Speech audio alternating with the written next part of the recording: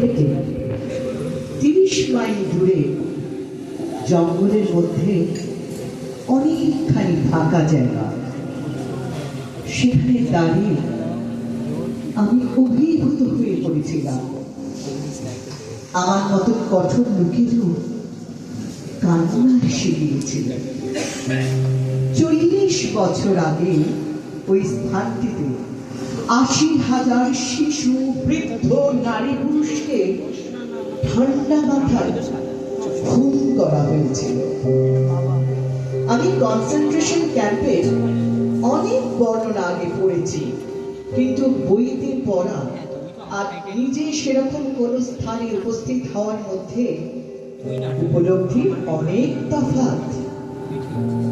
সেখানে দাঁড়িয়ে আমার হঠাৎ মনে পড়ল একটি বিখ্যাত চেকোস্লোভাক যুদ্ধবিরোধী উপন্যাসের লাইন, কার দিকে তুমি গুলি ছুটছ হয়ে, এখানে সবাই মানুষ।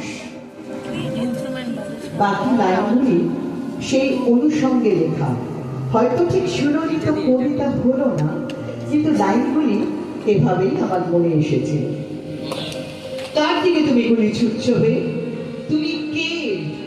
তুমি কি গ্রহান্তরের কোনো দলছুট? তোমার কখনো কি ছিল না শৈশব? তুমি কি কখনো দেখনি মাটিতে ঘুমন্ত কোন শিশু, জানলার ধারে দাঁড়ানো একলা শূন্য দৃষ্টি নারী? কার দিকে তুমি গুলি ছুটছ হে? এখানে সবাই মানুষ। নামাও রাইফেল। এ পৃথিবী তোমার একলার নয়, এ পৃথিবী লোভের, ঘৃণার, উন্মত্ততার নয়। আমার কান্না পেয়ে যাচ্ছে, আমি তোমার দিকে আর তাকাতে পারছি না। কি গভীর নিঃশব্দ বন চারিদিকে। ওরা জানে, ওরা সব দেখেছে।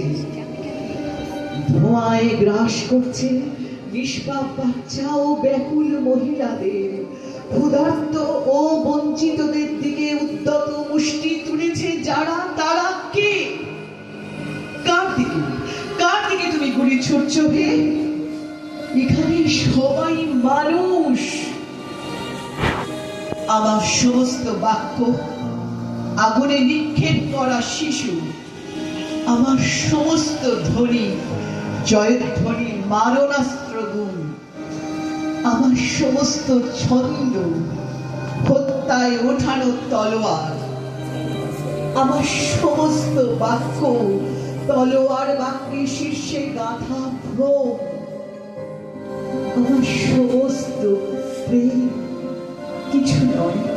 কিছু নয়।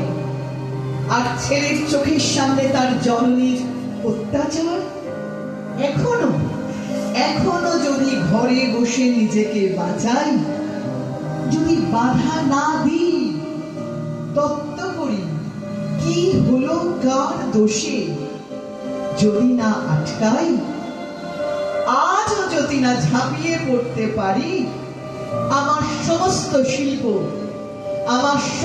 শিল্প আজ থেকে গণহত্যাকারী।